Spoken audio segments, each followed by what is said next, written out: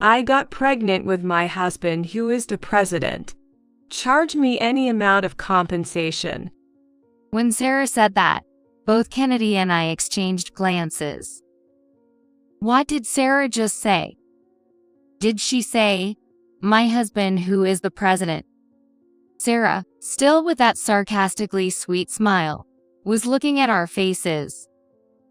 I had thought something was off before, but has she finally lost it? Or has she done something absolutely outrageous that she's been hiding from me? Huh? You do know the president is your sister, right? Replacing my dumbfounded silence, Kennedy spoke up. Initially, I couldn't grasp the meaning behind his words. However, seeing Kennedy's words and Sarah's reaction, I began to get the gist of it. What? After hearing Kennedy's words, Sarah's expression froze in an instant. I never thought he'd be such a pathetic man, but George had been pretending to be the president all along. Sarah believed his words and married him. George was good at lying. He must have explained to Sarah in such a way that she misunderstood who the president of the company where George and I work really was. He must have done so to get close to Sarah, a beauty like her. This clarifies why Sarah married George so easily. But back to the story. Yes, I am certainly the president of this company. My name is Mia Harris. I work in IT, a 37-year-old single. Due to certain circumstances, I'm living alone. I have an older sister by 1 year. Her name is Sarah, and although it's strange for me to say this, she is quite beautiful. We weren't exactly close as sisters since childhood, and whenever I saw a friend's kind sister, I always felt envious. Perhaps because of her beauty, Sarah was always pampered, and she grew up to be cunning and unpleasant. Even when Sarah did something wrong, she would cleverly pin it on me as if it were natural, to the extent that it was frighteningly efficient. As far as I can remember, Sarah never got scolded by our parents with "you're the older sister" as the reason. She remained loyal to her desires while perfectly playing the role of the kind sister in front of our parents. Our parents never blatantly compared my and Sarah's looks, but relatives and others around us did. The words "your sister is such a beautiful girl, isn't she?" stuck with me since childhood, and since then, I have been tormented by a sense of inferiority. By middle school, boys found Sarah too intimidating to approach, and hearing rumors, they would come to check me out instead. And they all say this. "What? The younger sister is not cute at all." Sarah found this amusing, enjoying how it further deified her. I was quite troubled by the attention from those around us, but I knew Sarah's true nature. She might have been better looking, but I understood more than anyone that she was a person of shallow character. Eventually, Sarah will hit a dead end. I believed this and thus dedicated myself to my studies from that point on.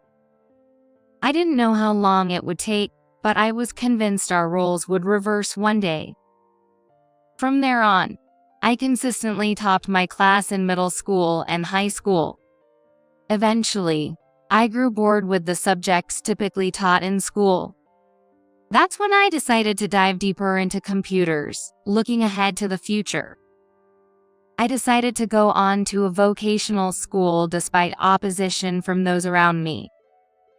Having a decent grasp of general subjects gave me confidence. That's why I longed for an education that allowed me to focus intensely on a single area. I easily got into the vocational school. I made a lot of like-minded friends here, probably because it was a computer school. They were all what you might call geeks, and I fit right in with them. I learned a great deal about web design, site building, programming, and more at this school. After graduating, I hopped between a few companies but now work with Ken, a classmate from vocational school. Ken and I got along well during our studies, and he was an excellent programmer. Our reunion came after each of us had worked at several companies. A few years later, I started dating a man named George, who worked at the same company. George seemed experienced with women, knowing exactly how to please them. Watching him talk with other female employees, it seemed like he tailored his approach depending on the type of woman. Despite being shy and having no previous experience with men, I began dating George, who was 3 years older than me. George, who worked in sales, was smooth-talking and popular with the ladies. I didn't think he'd be interested in someone like me, and I had my doubts about such men. However, George managed to warm my heart and make his way in. Only a few people at work knew about me and George, and we tried to keep personal matters out of the workplace as much as possible. Still, I found myself giving George special treatment more often than not. If George made a mistake at work, I naturally ended up covering for him, to the point where Ken pointed it out.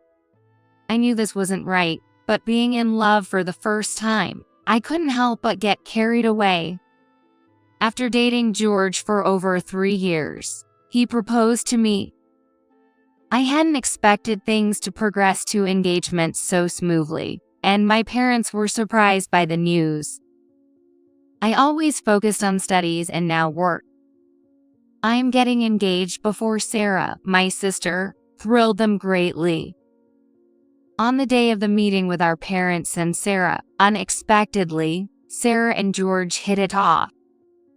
Since we were going to be related by marriage, their getting along seemed like a good sign.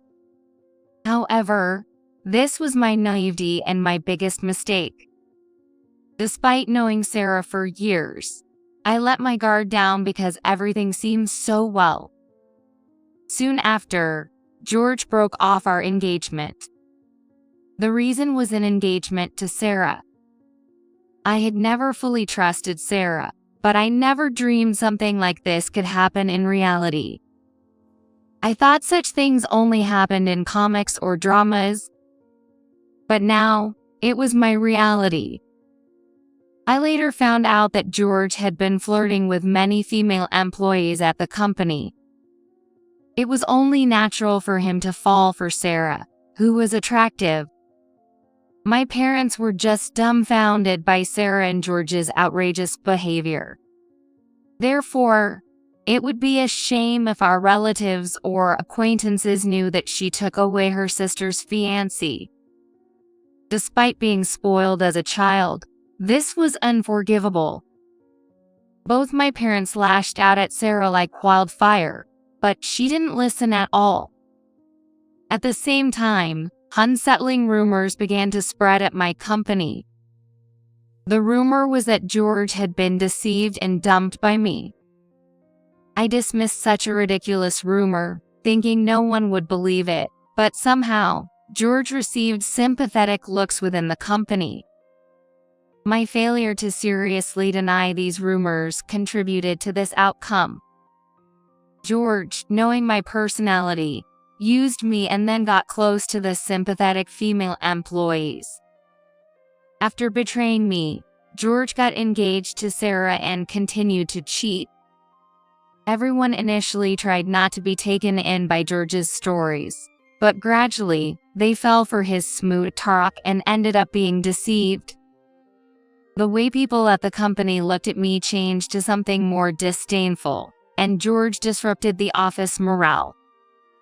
Sarah and George went on to have a lavish wedding, ignoring the feelings of our parents and me. They even sent me an invitation, which I, of course, did not attend. My parents had intended to keep Sarah's wedding as a secret, but invitations had been sent to relatives as well. Embarrassed by their daughter, my parents shed tears of shame and declared they would have nothing more to do with her from now on. Sometime later, Sarah became pregnant. She even went out of her way to report it to me directly. How does it feel? Your ex-boyfriend and your sister's child are right here. Tell me, what do you feel? Sarah said, caressing her belly with a smirk, seemingly finding pleasure in tormenting me thoroughly. She must feel pleasure in hurting and breaking my heart. It was clear from her eyes that she was genuinely enjoying the situation. Realizing a person related by blood could be so filled with madness filled me with sheer terror. More than feeling angry, I was overwhelmed by fear. I stood in front of Sarah, unable to say anything. Whether she grew bored or satisfied, Sarah left after a while without another word. Sarah, along with George, would continue to torment me. Since breaking up with George, I've sunk deeper into darkness, unable to confide in anyone.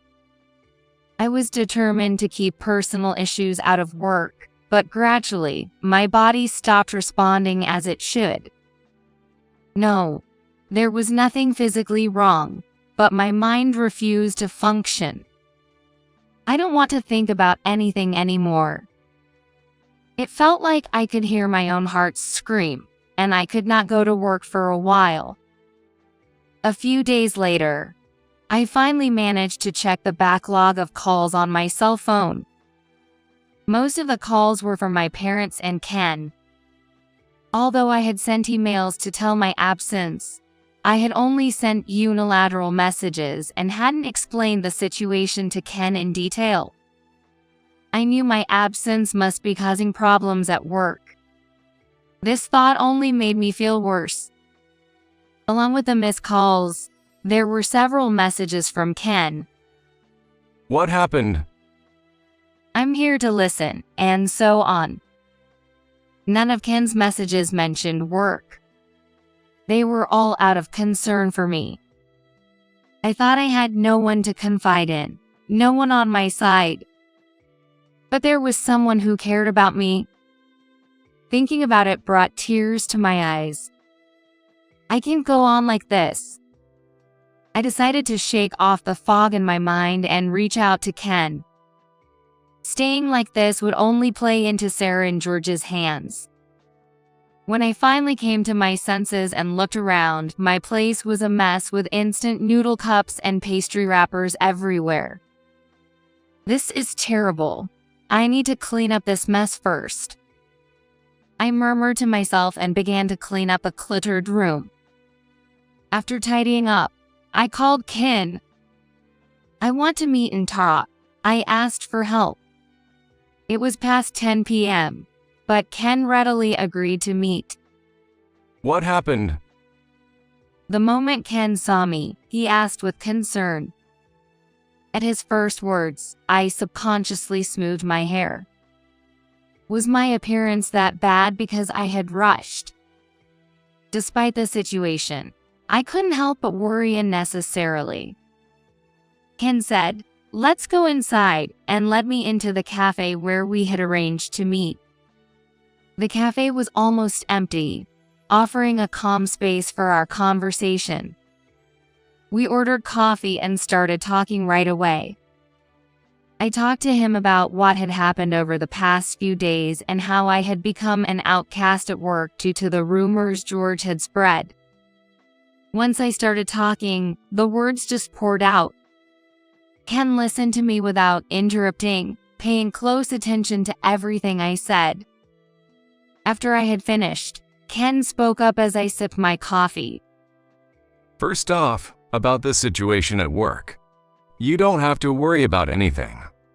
All of George's lies have been exposed. His repeated affairs in the office. Not a single one was left hidden. Ken said this clearly, with a smile. I couldn't imagine George admitting to his lies, wondering what exactly had happened. Also, rest assured, I haven't spoken a word about your private matters. Ken added, seeing my bewildered look. But what happened? I was visibly confused, and Ken nodded in understanding several times. Why do you think the female employees George dumped didn't say anything? Ken's tone became serious as he posed the question. When I shook my head, Ken continued. He was threatening them, saying they knew he was married and still went out with him. In other words, if they spoke about their relationship, his wife would sue them. It's no wonder the young women were terrified.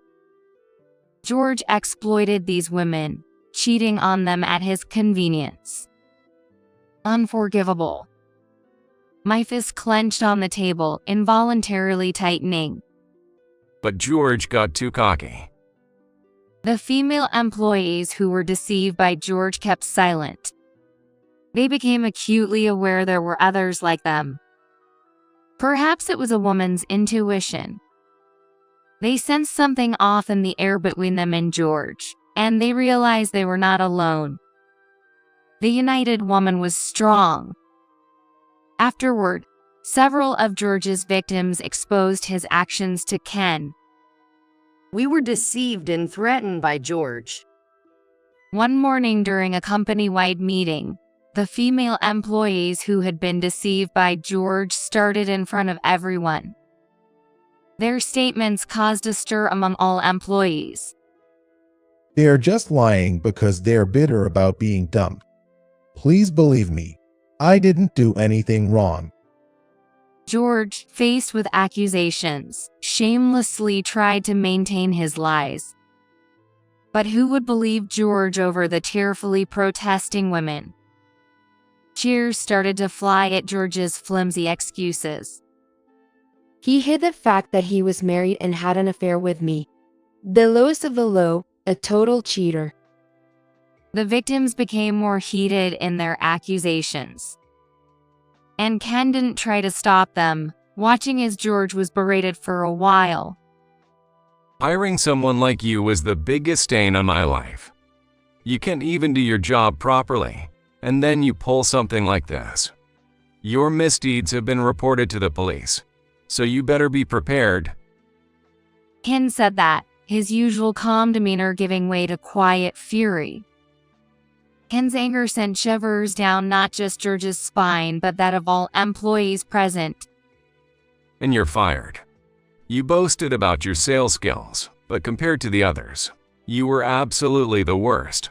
Just so you know, for the future, Ken added, then declared the morning meeting over. Employees dispersed like scattered spiders, leaving George alone. In front of the entire company, George's pride was shredded to pieces. And so, George was fired in front of all the employees yesterday. I hope I didn't overstep by not consulting with you first. Ken waited for my reaction, though it seemed he already knew what I would say. George had been exposed in front of the entire company for having affairs with several female employees and for threatening them. It must have been hard for the victims to come forward, but they devised this plan to humiliate George. It was quite the spectacle. Ken said with a wry smile, continuing. But you know, the women who were harmed aren't just going to let it go. They filed for substantial damages and reported the threats to the police. While I was sinking into despair, George was being thoroughly defeated. That's why I wanted to talk to you. How about interesting the lawyer handling this case with your situation as well, involving your sister and George? I nodded emphatically at Ken's suggestion, deciding to join the female employees in suing George and Sarah. A few days after discussing it with Ken, I faced Sarah with Kennedy, the lawyer Ken introduced. Ken had the idea to sue Sarah and George separately. First, about my personal damage. It's the case of Sarah stealing my fiance. Seeing Sarah for the first time in a while, she seemed to be the picture of happiness, looking at me even more gleefully than before. Sarah, facing the lawsuit, seemed not to understand her position, confidently facing me. Kennedy, meeting Sarah for the first time today, looked at her with a puzzled expression and started the conversation. Excuse me, but do you understand why your sister is suing you? Kennedy asked directly, without beating around the bush. I also felt Sarah's confidence was eerie. She was clearly reveling in looking down on me, but considering what lies ahead, she shouldn't be able to smile for long. Sarah, responding to Kennedy's words, began to speak in an incredibly sarcastic tone. I got pregnant with my husband who is the president. Charge me any amount of compensation. Kennedy and I exchanged glances at Sarah's unexpected words. What did Sarah just say? Did she say, my husband who is the president? Sarah still had that sarcastically sweet smile, looking at our faces. I had thought something was off before, but has she finally lost it? Or has she done something absolutely outrageous that she's been hiding from me?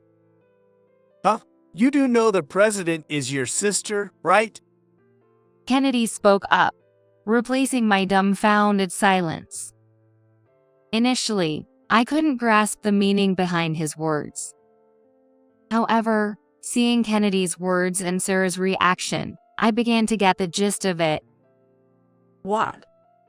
At Kennedy's words, Sarah's expression froze in an instant. Yes, George had been pretending to be the president. I knew he was the worst, but I hadn't realized he was this despicable. Sarah believed his words and married him. George was good at lying. He must have explained to Sarah in such a way that she misunderstood who the president of the company where George and I work really was. He must have done so to get close to Sarah, a beauty like her. This clarifies why Sarah married George so easily. But back to the story. Yes, I am certainly the president of this company. Ken and I started the company together, with George being nothing more than a nervous employee lacking proper knowledge. Ken, holding the position of vice president, has been supporting me. Later on, it turned out George was engaged to me because he wanted my position as the president. Not just the position, but he was also after the wealth of managing a company with annual sales of $300 million. Sarah's appearance was an unexpected turn for him, but George was instantly captivated by her beauty. Sarah had misunderstood George to be the president when she heard the word while George and I were together. Exploiting this, George deceived Sarah and even got her pregnant. Knowing George was a despicable person, the thought of having dated him even for a moment sends shivers down my spine. And I'm furious with myself for not seeing his true nature. To satisfy his desires, he lied about his identity and ended up fathering a child.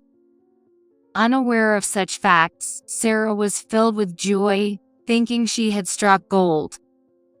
However, I have no sympathy for Sarah, who was deceived by such a man. Even if she's my blood-related sister. You seem to be under some misunderstanding, but as you said, the damages will be considerable. Upon hearing Kennedy's words, Sarah seemed to lose all strength and collapse from her chair. Kennedy, concerned for the pregnant Sarah, instinctively reached out to support her. I feel sorry for the child, but it's your own doing. This is the result you brought upon yourself. I told Sarah, looking directly at her as she gave me a pleading look. Knowing the truth doesn't mean I intend to back down or forgive. Ignoring Sarah's desperate attempts to cling to me, I asked Kennedy to proceed with the legal process. Mia, please, I was deceived. I did nothing wrong. Help me. Sarah's cries of anguish echoed in Kennedy's law office. Once Sarah realized George was not the president but just a trainee, she lashed out at him furiously. How dare you deceive me? Just because you're a bit popular, without money, you're worthless. Never show me your pathetic face again. Having learned of George's affairs with other female employees, Sarah filed for divorce. Moreover, she also demanded damages from George. With the victim's accusations of threats, George received a guilty verdict. Furthermore, he was ordered to pay a substantial amount in damages to several people. Without a doubt, George faced financial ruin. Until his sentence was over, George's parents took on the responsibility of paying the damages to us. George's parents took this action partly as an apology to us, once considered family, which became our only consolation. As a result, George was completely ostracized by his family and relatives. Even after serving his sentence, his real hell would begin. He's having to carry the burden of his crimes and continue paying damages and child support for a lifetime.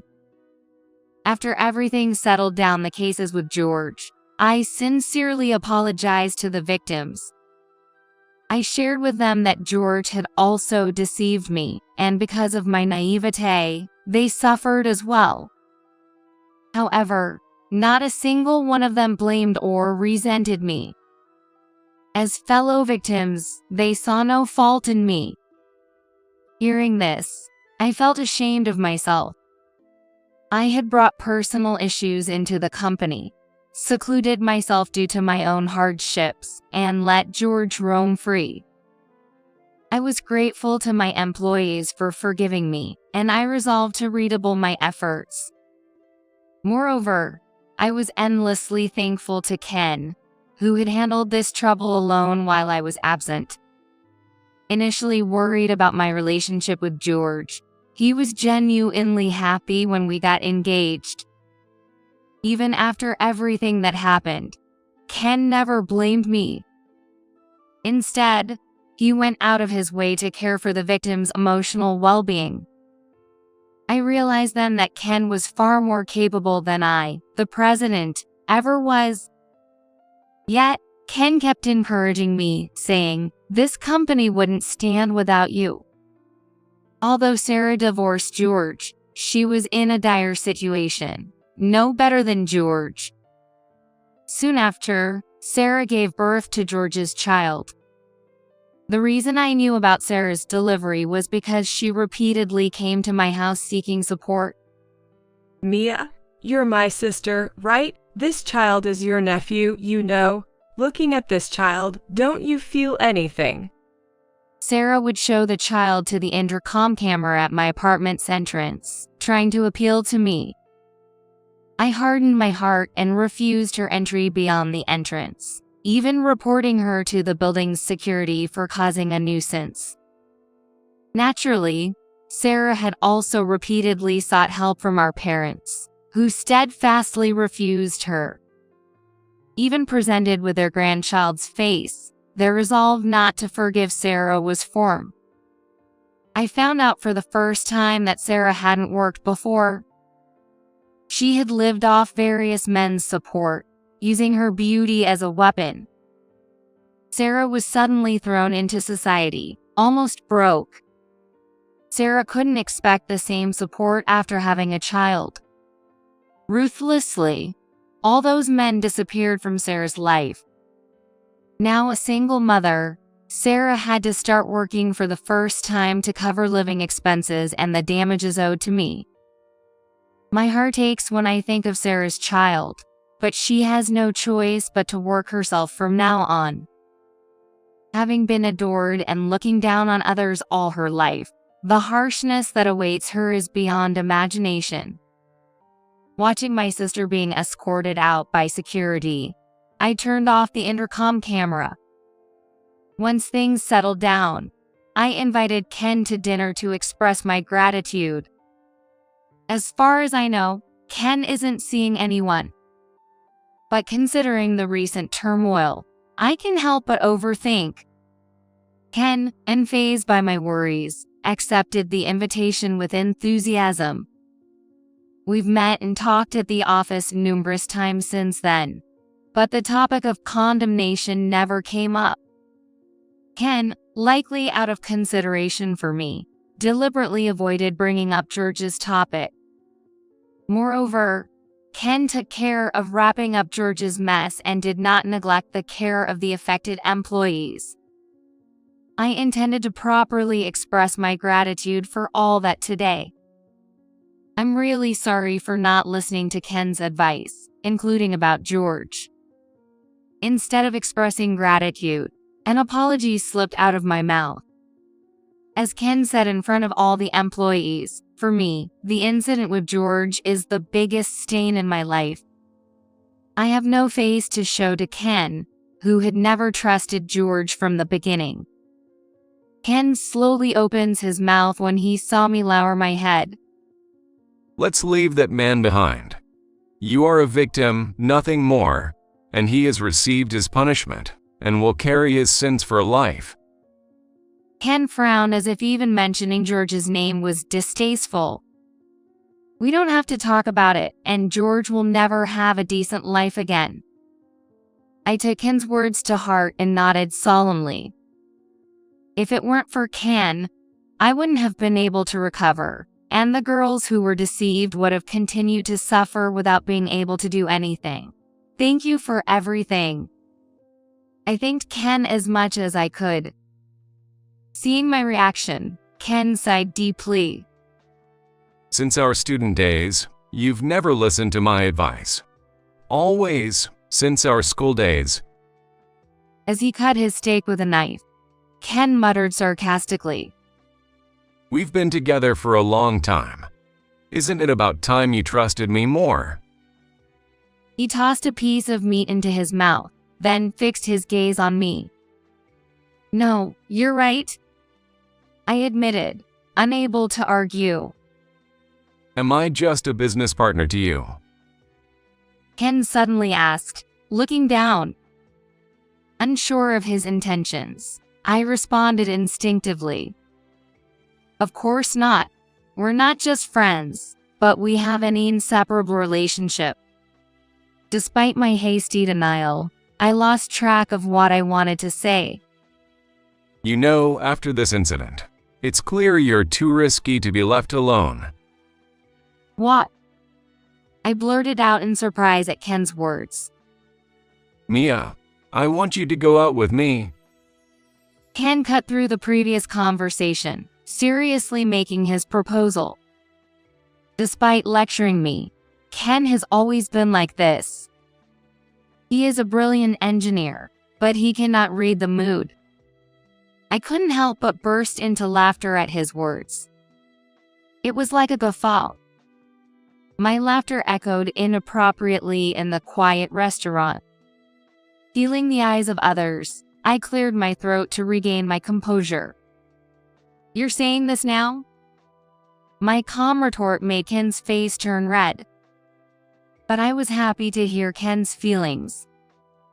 Despite witnessing everything with George, he still liked me. I had feelings for Ken, not just as a business partner but more than that. Until now, I had convinced myself it was merely affection as a friend.